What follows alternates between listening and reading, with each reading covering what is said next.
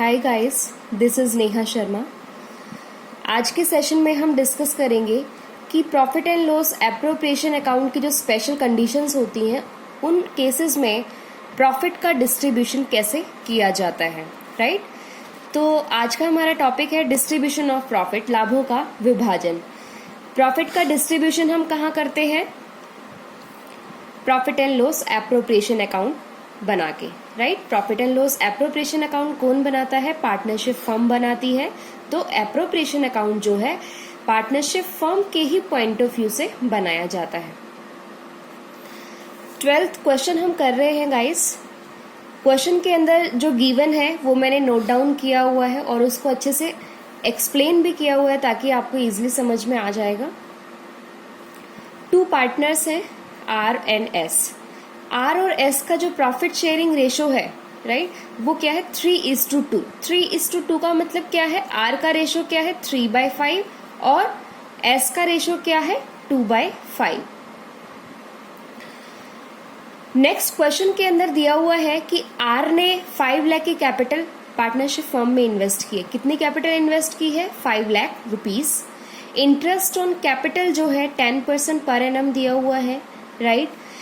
अब ध्यान से देखिए गाइस, इंटरेस्ट ऑन कैपिटल जो है उसी पार्टनर का निकाला जाता है जो पार्टनरशिप फर्म के अंदर कैपिटल इन्वेस्ट करता है, राइट। तो आर ने ही जो है कैपिटल इन्वेस्ट की है, एस ने कोई भी कैपिटल इन्वेस्ट नहीं की है। So that's why interest on capital किसकी कैपिटल पे निकलेगा? आर की कैपिटल पे निकलेगा। क्यों निकलेगा? क्योंकि आर ही एक अकेला ऐसा पार्टनर है जिसने पार्टनरशिप फर्म के अंदर अपनी कैपिटल को, अपनी पूंजी को इन्वेस्ट किया है, राइट। तो इंटरेस्ट ऑन कैपिटल अगर हम आर का निकालें 10% पर एनम के अकॉर्डिंग, जो कि क्वेश्चन के अंदर दिया हुआ है 5 लाख, क्योंकि इंटरेस्ट ऑन कैपिटल किस पे निकलता है? जितनी कैपिटल पार्टनर इन्वेस्ट करता है उतनी ही कैपिटल पे क्वेश्चन में जो रेट है आईओसी का उसके अकॉर्डिंग इंटरेस्ट ऑन कैपिटल हम कैलकुलेट कर लेते हैं। तो अब 5 लाख की कैपिटल दी हुई है, इन्वेस्ट की है आर ने, ठीक है, उस पे 10%। क्यों? इसी पे 10% क्यों निकाला? क्योंकि कैपिटल का इंटरेस्ट निकालना है हमें, ठीक है। तो 10% निकाल दिया हमने, कितना आया? 50,000 रुपीज। अब नेक्स्ट आगे स्टेटमेंट दी हुई है क्वेश्चन के अंदर कि सैलरी ऑफ एस, एस को सैलरी मिलेगी, कितनी मिलेगी? 2,500 per month, right. 2,500 per month guys, note down करिए। और आपको पूरे साल की निकालनी है, पूरे साल की निकालनी है। पूरे साल की क्यों निकालनी है? क्योंकि आपका जो ईयर है वो 1 अप्रैल से लेकर 31 मार्च तक एंड हो रहा है, ठीक है। 1 अप्रैल 2016 को आपका अकाउंटिंग ईयर स्टार्ट हो रहा है। मतलब पार्टनरशिप फर्म का जो बिजनेस है वो कब स्टार्ट हो रहा है? 1 अप्रैल 2016 को, और ईयर एंड हो रहा है 31 मार्च 2017 को एंड हो रहा है। तो इसका मतलब पूरा साल हो गया, 12 महीने हो गए। तो पूरे साल के दौरान एस को कितनी सैलरी मिलेगी? भाई जब एक महीने की उसकी सैलरी 2,500 है तो पूरे साल की मतलब पूरे 12 महीनों की सैलरी कितनी हो जाएगी? 30,000 रुपीज, राइट। हमने इसको 12 से मल्टीप्लाई कर दिया। अब उसके बाद देखिए क्वेश्चन के अंदर दिया हुआ है net profit. Net profit before, क्या दिया हुआ है? Before providing interest on capital and salary. इसका मतलब क्या है कि बिजनेस का जो नेट प्रॉफिट दिया हुआ है 40,000 रुपीज, वो कौन सा है? इंटरेस्ट ऑन कैपिटल और सैलरी देने से पहले का प्रॉफिट। मतलब इंटरेस्ट ऑन कैपिटल और सैलरी जो है अभी तक दी नहीं है, उससे पहले का जो प्रॉफिट है वो हमारा 40,000 है। तो अब यहां से हम ये भी जो है माइंड लगा सकते हैं हमारा कि प्रॉफिट एंड लॉस अकाउंट के अंदर जो है इंटरेस्ट ऑन कैपिटल और पार्टनर की सैलरी को इंक्लूड नहीं किया जाता। तो इंटरेस्ट ऑन कैपिटल और पार्टनर की सैलरी देने से पहले का प्रॉफिट कहाँ पे निकलता है? प्रॉफिट एंड लॉस अकाउंट में निकलता है, राइट। तो ये हमारा कौन सा प्रॉफिट हो गया? पीएनएल का प्रॉफिट हो गया। अब ध्यान से देखिए, मैं आपको फिर से ये पॉइंट क्लियर कर देती हूं। इंटरेस्ट ऑन पार्टनर्स से रिलेटेड जो भी होता है, पार्टनरशिप फर्म से रिलेटेड जो सैलरी है, इंटरेस्ट ऑन कैपिटल है, इंटरेस्ट ऑन ड्रॉइंग्स है, कमीशन है पार्टनर का, राइट। तो ये सब जो है वो profit and loss appropriation account के अंदर मेंशन किया जाता है। लेकिन इंटरेस्ट ऑन कैपिटल और सैलरी देने से पहले का प्रॉफिट, मतलब पीएनएल में हम इनको इंक्लूड नहीं करते इन दोनों चीजों को। इसका मतलब क्या है कि ये जो नेट प्रॉफिट दिया हुआ है वो प्रॉफिट एंड लॉस अकाउंट से आया हुआ प्रॉफिट है, राइट। अब ध्यान से देखिए गाइस, वर्किंग नोट मैंने बनाया है। प्रॉफिट कितना है पीएनएल का हमारा? 40,000 रुपीज। अब ध्यान से देखिए, इस पॉइंट को ध्यान से देखिएगा गाइस। अगर आपको ये समझ में आ गया, मैंने थर्ड क्वेश्चन कराया था ना आपको, थर्ड क्वेश्चन से मैच करता हुआ है, वही कंसेप्ट इसमें यूज हो रहा है, आपको रिमाइंड भी हो जाएगा। आर की देखिए, आर की इंटरेस्ट ऑन कैपिटल हमने कितनी निकाली है? 50,000 रुपये निकाली है, राइट।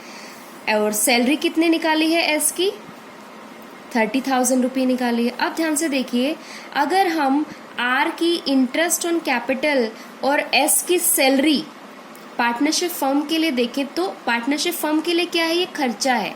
क्या है? खर्चा है, राइट।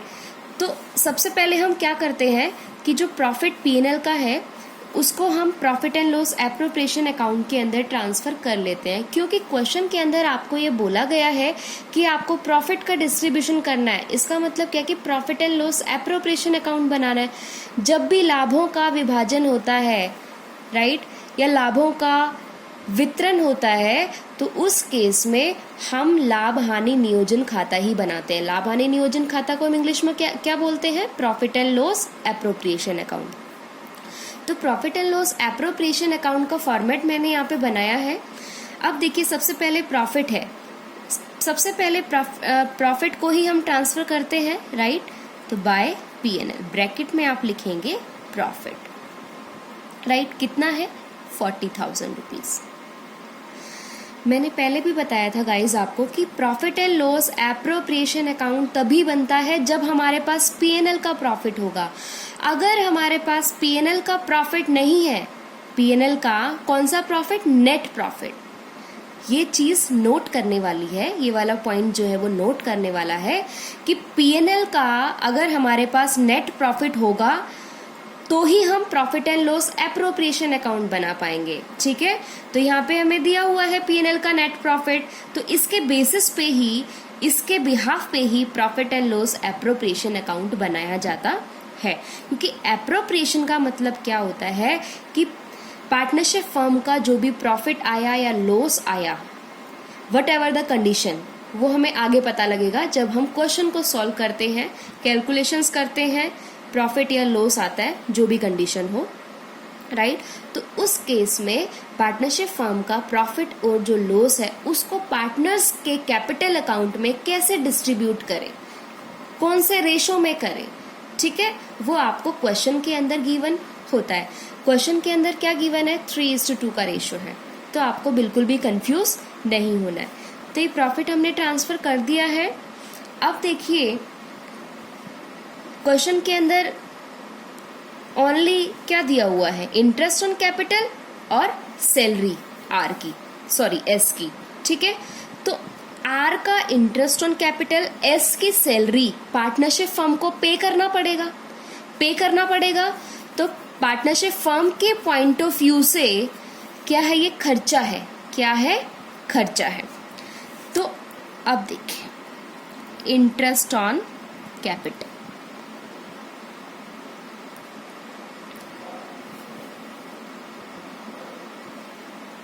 इंटरेस्ट ऑन कैपिटल किसका है? आर का, राइट।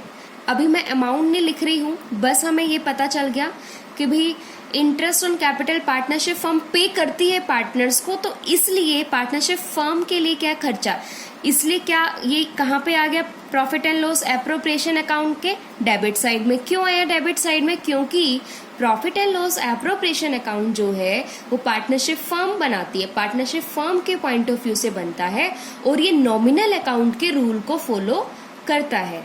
नॉमिनल अकाउंट का रूल मैंने आपको पहले भी बताया है गाइस, मैं फिर से बता देती हूँ। Debit all expenses and losses, credit all income and gains. तो debit all expenses and losses, credit all income and gains. भाई प्रॉफिट था हमारा, credit all income and gains, इसलिए क्रेडिट साइड में आ गया। और इंटरेस्ट ऑन कैपिटल जो है वो पार्टनरशिप फर्म के लिए एक्सपेंस है, सो डेट्स वाई ये डेबिट साइड में आ गया। ठीक है, ऐसे ही एस की सैलरी भी क्या है, एक्सपेंस है, खर्चा है पार्टनरशिप फर्म के लिए, तो इसलिए ये भी डेबिट साइड में आ गया। अब क्वेश्चन ये है कि इंटरेस्ट ऑन कैपिटल आर को कितना मिलेगा, मतलब पार्टनरशिप फर्म जो है वो आर को कितना पे करेगी आईओसी, और एस को कितनी सैलरी पे करेगी। अब ध्यान से देखिए गाइस, आर की इंटरेस्ट ऑन कैपिटल और एस की सैलरी जो है, अगर हम उन दोनों को मिलाएं, उन दोनों को ऐड करें, 50,000 तो इंटरेस्ट ऑन कैपिटल, देखो यहां से हमने कैलकुलेट किया था, ठीक है, 30,000 सैलरी हमने कैलकुलेट करी, इन दोनों को हमने प्लस किया तो पार्टनरशिप फर्म को टोटल कितना पे करना है, 80,000 पे करना है। कितना पे करना है, 80,000 रुपए।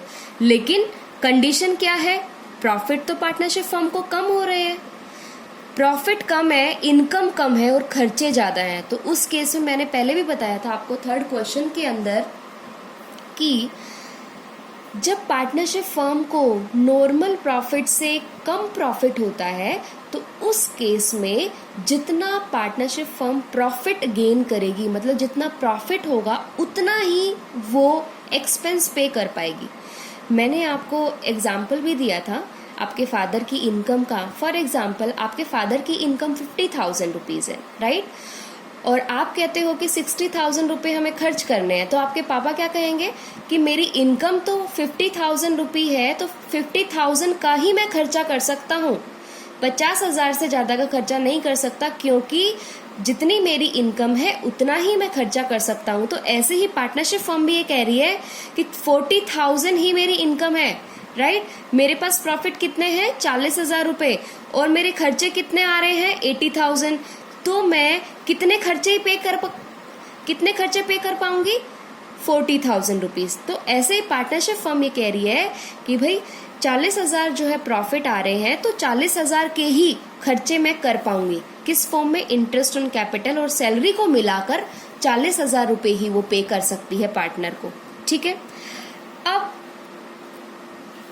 क्वेश्चन ये उठा कि 40,000 का अमाउंट वो पे करेगी इंटरेस्ट ऑन कैपिटल और सैलरी दोनों को, ठीक है, दोनों को मिलाकर 40,000 रुपए ही वो दे सकती है। तो इस केस में हम क्या करेंगे, रेशो निकालते हैं। मैंने आपको पहले भी बताया था गाइस कि भाई रेशो निकालेंगे। रेशो कैसे निकालेंगे, वो प्रॉफिट शेयरिंग रेशो नहीं होगा, ठीक है, प्रॉफिट शेयरिंग रेशो नहीं होगा। हम प्रॉफिट शेयरिंग रेशो के अकॉर्डिंग सॉल्व नहीं करेंगे। 40,000 रुपए जो है, अब 40,000 रुपए जो है वो कितना इंटरेस्ट ऑन कैपिटल का देंगे और 40,000 में से कितना हम एस को सैलरी का देंगे, ये क्वेश्चन उठता है। तो इस क्वेश्चन के सॉल्यूशन के लिए हमने क्या किया, इंटरेस्ट ऑन कैपिटल और सैलरी के बीच का डिसीजन हमने यहाँ पे छोड़ दिया। ठीक है, इन दोनों का डिसीजन है 40,000 रुपए कैसे डिस्ट्रीब्यूट करेंगे। ठीक है, अब देखिए पार्टनरशिप फर्म ने क्या किया, इंटरेस्ट ऑन कैपिटल 50,000 और सैलरी 30,000 रुपये, इन दोनों का रेशो ले लिया। राइट, क्यों रेशो लिया इन दोनों का, ताकि इन दोनों में से कोई ये आर्ग्यू ना कर सके कि जो है हमें ज्यादा मिला या हमें कम मिला। ठीक है, तो पार्टनरशिप फर्म ने क्या डिसीजन लिया कि इंटरेस्ट ऑन कैपिटल और सैलरी का ही रेशो हम कर देते हैं। ठीक है, 40,000 रुपीज जो है उसमें से हम क्या करेंगे, 5:3 के रेशो में बांट देंगे। ठीक है, कैसे बांटेंगे, 50,000 इंटरेस्ट ऑन कैपिटल और 30,000 सैलरी, दोनों को हमने रेशो में ले लिया। 40 से 40 कैंसिल, हमारा रेशो क्या आ गया, 5:3 रेशो हमारा आ गया। तो इस 40,000 रुपीज को, राइट, 40,000 रुपीज को हम किस में बांटेंगे, 5:3 के रेशो में बांटेंगे। तो इसके लिए मैं क्या कर लेती हूँ, क्रेडिट का मैंने टोटल कर दिया। ठीक है, आप ध्यान से देखिएगा, मेरे पास जगह नहीं है तो मैं यहीं पे आपको करके दिखा देती हूँ। 40,000 रुपीज़ को हमने 5:3 में बांट दिया। 5:3 मतलब आईओसी किसका था? आर का, और सैलरी किसकी थी? एस की, राइट? तो आर और एस का रेशो है ये, ठीक है। इसका मतलब क्या है कि आर को क्या मिल रहा है? इंटरेस्ट ऑन कैपिटल मिलेगा। मतलब पार्टनरशिप फर्म जो है आर को इंटरेस्ट ऑन कैपिटल पे करेगी किस रेशो में? 5/8, ठीक है। और एस को कितने सैलरी मिलेगी 40,000 में से? किस रेशो में? 3/8, राइट। अब ध्यान से देखिए कैसे करेंगे आप interest on capital of R. 40,000 में से कितना मिलेगा आर को? 5/8, जो कि इसका रेशो है, इनटू में 5/8, तो हमारा आया 25,000 रुपीज। एस को कितना मिला 40,000 में से? कैलकुलेट कर लेते हैं। 40,000 इंटू एस का रेशो हमारा क्या निकल के आया? 3/8, ठीक है। तो हमारा कितना आया? 15,000 रुपीज। अब आप टोटल कर लीजिए इन दोनों का, क्या वो 40,000 बन रहा है? यस, 40,000 आ रहा है। इसका मतलब आपका क्वेश्चन सही है और आपकी कैलकुलेशन भी सही है। डेबिट और क्रेडिट साइड मैच कर गए हैं, राइट। तो profit and loss appropriation account हमें पूछा गया था, वो हमने यहाँ पे बना लिया है। तो क्वेश्चन में क्या डिसीजन लिया कि जितना पार्टनरशिप फर्म को प्रॉफिट होता है, ठीक है, उतना ही वो खर्चा कर सकती है, राइट। अब हम नेक्स्ट क्वेश्चन करते हैं। तो नेक्स्ट क्वेश्चन करने से पहले मैं आपको ये पॉइंट बताना चाहूंगी गाइस, जो कि हमने 11th क्लास में भी किया था। 11th क्लास में आपने किया था मैनेजर का कमीशन, राइट। तो कमीशन जो है बिफोर, वो 2 टाइप से होता है, बिफोर चार्जिंग और after charging, right. Before charging अगर हो तो उसका फॉर्मूला मैंने आपको बताया था, अमाउंट इनटू में रेट अपॉन में 100, राइट। और आफ्टर चार्जिंग में मैंने क्या बताया था आपको? अमाउंट इनटू में रेट अपॉन में 100 प्लस रेट। मीन्स अगर बिफोर वर्ड हो तो आपको रेट का क्या फॉलो करना है? Rate by 100। अगर आफ्टर हो तो आपको क्या फॉलो करना है? रेट अपॉन में 100 प्लस रेट। ये हैंड रिटन नोट्स मैंने आपको ग्रुप में भी ऑलरेडी भेज दिए हैं गाइस, तो आप अपने नोट्स को भी रीड आउट कर लीजिएगा जो मैंने आपको भेजे हैं। अब देखिए, जैसे कमीशन है ऐसे ही हमारा प्रॉफिट है।